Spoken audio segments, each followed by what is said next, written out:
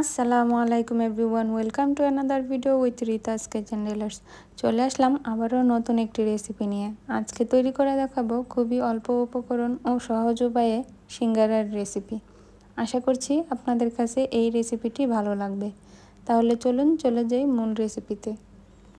সিঙ্গারা তৈরি করার জন্য প্রথমে এখানে আমি ময়দা নিয়ে নিচ্ছি। 1 কাপের চেয়ে একটু বেশি নিব।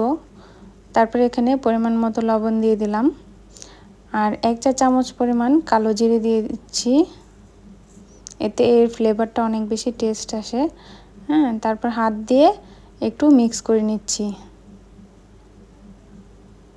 এখন এখানে 2 টেবিল চামচ তেল দিয়ে দিচ্ছি, রান্নার রেগুলার তেল। তেলটা দিয়ে ভালো করে ময়দার সাথে এখন মিক্স করে নেব। ডলে ডলে ভালো করে মিক্স করে নিতে হবে, তাহলে কিন্তু পুরটা অনেক খাস্তা হবে। তো এখন মিক্স করা শেষ। তারপরে এখানে আমি অল্প অল্প পরিমাণ পানি দিয়ে একটা সফট ডো তৈরি করে নেব। এখানে এটা নর্মাল টেম্পারেচারের পানি। তো দেখুন আস্তে আস্তে কিন্তু এটা আঠালো হয়ে আসছে। তো বেশি আঠালো হয়ে গেলে হাতের মধ্যে একটু শুকনো ময়দা নিয়ে আবার একটু ডলা দিলেই এটা কিন্তু সুন্দর একটা ডো তৈরি হয়ে যাবে। এখন কিন্তু আর হাতের মধ্যে লেগে যাচ্ছে না। তারপরে এটাকে আমরা কমপক্ষে আধা ঘন্টার জন্য রেস্টে রেখে দিচ্ছি। এই ফাঁকে আমি আলু কেটে নিয়েছি। আলুগুলোকে এভাবে ছোট ছোট কিউব করে কেটে পানিতে ভিজিয়ে রাখলাম, তা না হলে এটা কালো হয়ে যাবে। এখন একটি কড়াইতে পরিমাণ মতো তেল দিয়ে দিলাম। তারপরে এখানে আমি কিছু পরিমাণ পেঁয়াজ কুচি দিয়ে দিচ্ছি। এখন পেঁয়াজটাকে হালকা একটু ভেজে নেব। হালকা ভাজা হয়ে গেলে এখানে 1 চা চামচ আদা রসুন বাটা দিয়ে দিলাম।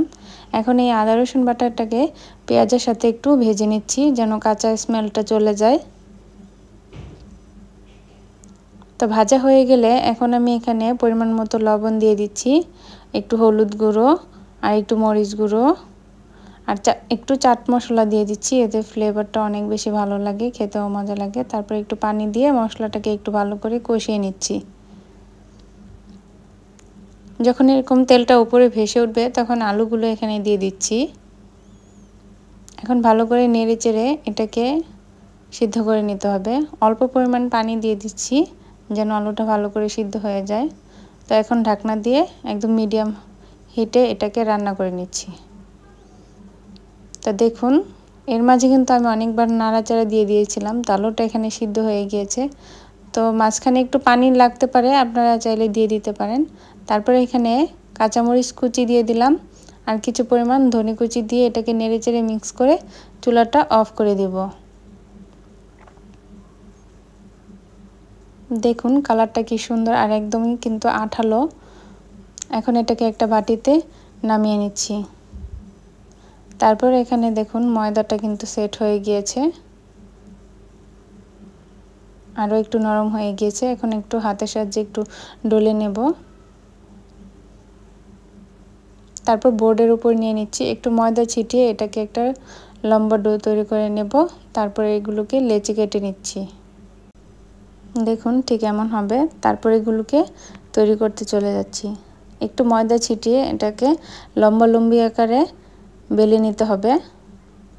একদম গোল করা যাবে না, এই যে দেখুন এভাবে লম্বা করে নিব।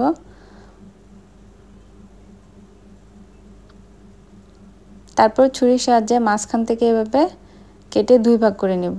আর সাথে নিয়েছি পানি, এটা একটু আঠার মতো কাজ করবে। তো দেখুন আমি কিভাবে ভাঁজটা দিচ্ছি, আপনারা ঠিক এভাবেই দিবেন। তারপর এভাবে ধরে যখন হাতের মধ্যে নেবেন তখন এইভাবে একটা কোনা শেপ তৈরি হয়ে যাবে। তো এর মধ্যে এখন আলুর পুরটা দিয়ে ফোল্ড করে নেব।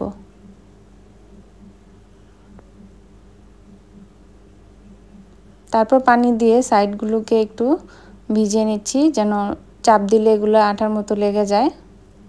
এরপর দেখুন আমি ভাঁজটা কীভাবে দিচ্ছি। প্রথমে এভাবে দিয়ে তারপর 2 সাইডের অংশগুলোকে একসাথে জোড়া লাগিয়ে দিচ্ছি। এতে কিন্তু সুন্দর একটা শেপ চলে আসছে। তো এভাবেই আমি সবগুলো সিঙ্গারা তৈরি করে নিচ্ছি। তো ভাঁজটা আমি আরেকবার দেখিয়ে দিচ্ছি আপনাদেরকে।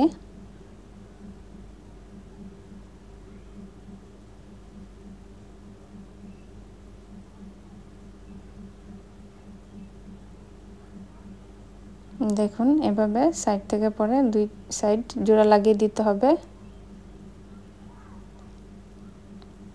এভাবেই সবগুলো সিঙ্গারা রেডি হয়ে গিয়েছে।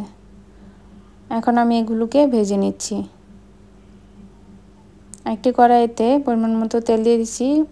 আর সিঙ্গারাটা চেষ্টা করবেন ডুবো তেলে ভাজার জন্য, তাহলে দেখবেন বেশি নাড়াচাড়া করা লাগবে না, উপর নিচ সব জায়গাটাই পারফেক্টভাবে হয়ে যাবে। তো যখন এরকম লাল লাল কালার চলে আসবে একটু নেড়ে চেড়ে উল্টে পাল্টে দিতে হবে, আরও একটু কালার আসার জন্য অপেক্ষা করতে হবে। তো যখন এরকম কাঙ্ক্ষিত আমাদের কালারটা চলে আসবে, দেখুন কি সুন্দর একটা কালার চলে আসছে, তখন এগুলোকে নামিয়ে নিচ্ছি। এভাবেই আমি সবগুলো সিঙ্গারাকে ভেজে নেব।